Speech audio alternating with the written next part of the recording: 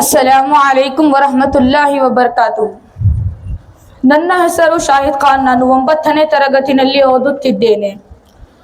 ಗೌರವಾನ್ವಿತ ಮುಖ್ಯೋಪಾಧ್ಯಾಯರೇ, ಆದರಣೀಯ ಶಿಕ್ಷಕರೇ, ಪೋಷಕರೇ ಹಾಗೂ ನನ್ನ ಪ್ರಿಯ ಸ್ನೇಹಿತರೆ, ಎಲ್ಲರಿಗೂ ಸ್ವಾತಂತ್ರ್ಯ ದಿನಾಚರಣೆಯ ಶುಭಾಶಯಗಳು.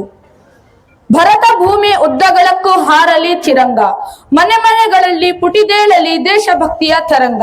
ಮತ್ತೊಮ್ಮೆ ಹುಟ್ಟಿ ಬರಲಿ ಸಂಗ್ರಾಮಕ್ಕಾಗಿ ಮಡಿದ ವೀರರು, ಶೂರರು, ಶೌರ್ಯ ಪರಾಕ್ರಮಿ ವಿಜಯಶಾಲಿಗಳು.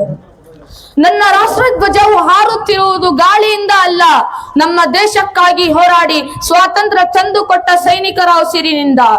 ಸ್ವಾತಂತ್ರ್ಯದ ಹೋರಾಟದಲ್ಲಿ ಪ್ರಮುಖರೆನಿಸಿಕೊಂಡ ಮಂಗಲ್ ಪಾಂಡೆ, ಲಾಲ್ ಬಹದ್ದೂರ್ ಶಾಸ್ತ್ರಿ, ಮೌಲಾನಾ ಹಜರತ್ ಮೋಹಾನಿ, ಮೊಹಮ್ಮದ್ ಅಲಿ ಜೌಹರ್, ಟಿಪ್ಪು ಸುಲ್ತಾನ್, ಹೈದರ್ ಅಲಿ, ಮೌಲಾನಾ ಅಬುಲ್ ಕಲಾಂ ಆಜಾದ್ ಇವರೆಲ್ಲರೂ ನಮ್ಮ ದೇಶಕ್ಕಾಗಿ ಹೋರಾಡಿ ಮಹಾನ್ ಸೈನಿಕರ, ಧೈರ್ಯಶಾಲಿಗಳು, ಪರಾಕ್ರಮಿಗಳು, ಶೂರರು.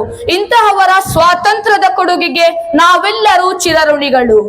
ಭಾರತೀಯ ಧೀರ ಮಹಿಳೆಯರು ಝಾನ್ಸಿ ರಾಣಿ ಲಕ್ಷ್ಮೀಬಾಯಿ, ಬೇಗಂ ಮಹಲ್ ಇವರೆಲ್ಲರೂ ಬ್ರಿಟಿಷರಿಗೆ ಕಪ್ಪ ಕೊಡಬೇಕೆ ಕಪ್ಪ, ನೀವೇನು ನಮ್ಮ ಅಣ್ಣ ತಮ್ಮಂದಿರ, ಬಂಧುಗಳ, ಸ್ನೇಹಿತರ, ನೆಂಟರಿಷ್ಟರೇ, ನಿಮಗೇಕೆ ಕೊಡಬೇಕು ಕಪ್ಪ, ಕೆಂಪು ಮುಖದ ಕೋತಿಗಳೇ, ಭಾರತ ಬಿಟ್ಟು ತೊಲಗಿ ಎಂದು ಕತ್ತಿ ಹಿಡಿದು ಬ್ರಿಟಿಷರನ್ನು ಹಿಮ್ಮೆಟ್ಟಿಸಿದರು.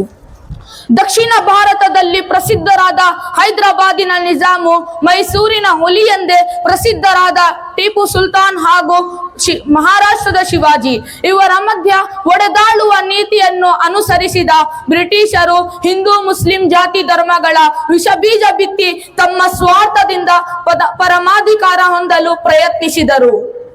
ಆದರೆ ಭಾರತೀಯರೆಲ್ಲರೂ ಒಗ್ಗಟ್ಟಿನಿಂದ ಹೋರಾಡಿದರು. ನಾವೆಲ್ಲರೂ ಭಾರತೀಯರು ಎಂಬ ಏಕತೆಯನ್ನು ತೋರಿಸಿಕೊಟ್ಟರು. ಭಾರತದ ಎಲ್ಲಾ ಮಹಾನ್ ವ್ಯಕ್ತಿಗಳ, ರಾಜರುಗಳ ಹೋರಾಟದ ಪ್ರತಿಫಲವಾಗಿ ನಾವು ಇಂದು ನಿರ್ಭೀತಿಯಿಂದ ಬದುಕನ್ನು ಸಾಗಿಸುತ್ತಿದ್ದೇವೆ. ಹೀಗೆ ಪ್ರತಿಯೊಂದು ಕ್ಷೇತ್ರಗಳಲ್ಲಿ ನಮಗೆ ಸ್ವಾತಂತ್ರ್ಯವಿದೆ. ಆದ್ದರಿಂದ ನಮ್ಮ ದೇಶಕ್ಕಾಗಿ ಹೋರಾಡಿ ಸ್ವಾತಂತ್ರ್ಯ ತಂದುಕೊಟ್ಟದ ಎಲ್ಲಾ ಮಹಾನ್ ವ್ಯಕ್ತಿಗಳಿಗೆ ಮತ್ತೊಮ್ಮೆ ನನ್ನ ವಂದನೆಗಳನ್ನು ಸಲ್ಲಿಸುತ್ತೇನೆ. ಕೊನೆಯದಾಗಿ ನಮ್ಮದೊಂದು ಮಾತು, ನಾನು ಹೋರಾಟವನ್ನು ಬಿಡುವುದಿಲ್ಲ, ನಾನು ಕುರಾನ್ ಬಿಡುವುದಿಲ್ಲ.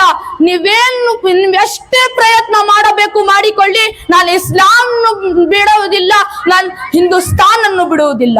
ಜಜಾಕಲ್ಲಾಹು ಖೈರ್.